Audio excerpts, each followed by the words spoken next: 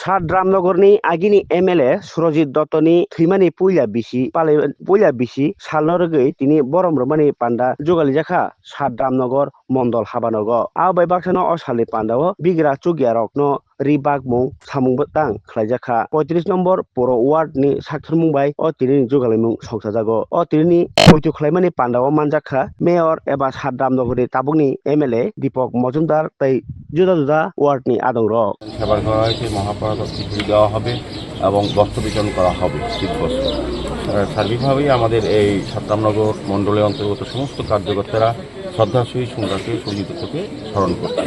আজকে বিকেলেও আমরা স্থানীয় বিজয় কুমার বালিকা বিদ্যালয়ে বিকেল 4 ঘটিকায় সুরজিৎ দত্তের স্মরণে শ্রদ্ধাঞ্জলি অনুষ্ঠান করেছি। এখানে সবাইকে বলা হয়েছে আমাদের কার্যকর্তা বিভিন্ন নেতৃত্ব যারা সুরজিৎ দত্তের সঙ্গে দীর্ঘদিন রাজনীতির সঙ্গী ছিলেন বা সামাজিক বা অন্যান্য কাজের সঙ্গে যুক্ত ছিলেন বা বন্ধু ছিলেন বা তাদের সঙ্গে সমুদায়ের সঙ্গে বিভিন্ন কাজে কর্মে জনগণের পাশে ছিলেন, তাদেরকে আমরা আমন্ত্রণ করেছি আজকে এই স্মরণ সভায়, যাতে সবাই আসেন তাদের এতদিনের স্মৃতি চালনা করবেন সুরজিৎ দত্তের সম্বন্ধে বা সমুদার সম্বন্ধে।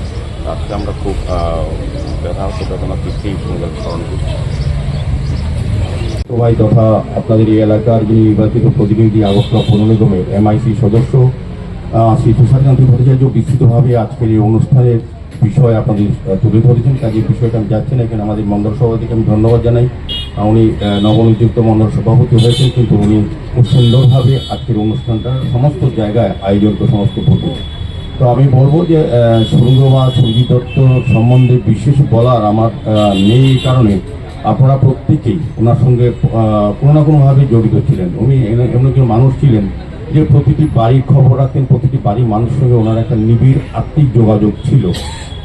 কাজে সুরজিৎ ব্যক্তিগতভাবে বা দৈহিকভাবে চলে গেছেন, কিন্তু আমরা মানসিকভাবে এটা কিন্তু মনে করি যে সমুদায় এখন আমাদের পাশে আছেন। তো আমিও এই এলাকার বিধায়ক, ওনার আশীর্বাদ বা ওনার সঙ্গে যারা ছিলেন তারা আমাকে আশীর্বাদ করেছেন, কাজ করার সুযোগ দিয়েছেন রামনগরে।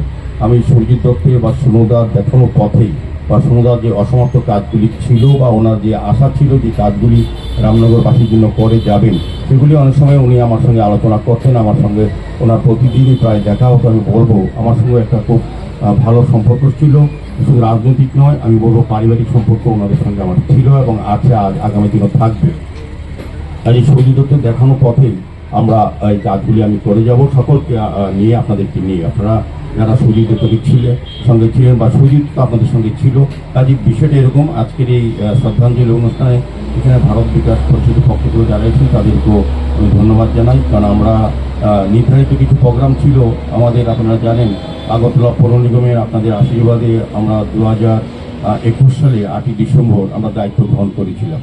তারপর আগরতলাকে নতুনভাবে সাজানোর জন্য আমরা নিকাশি ব্যবস্থা, পানি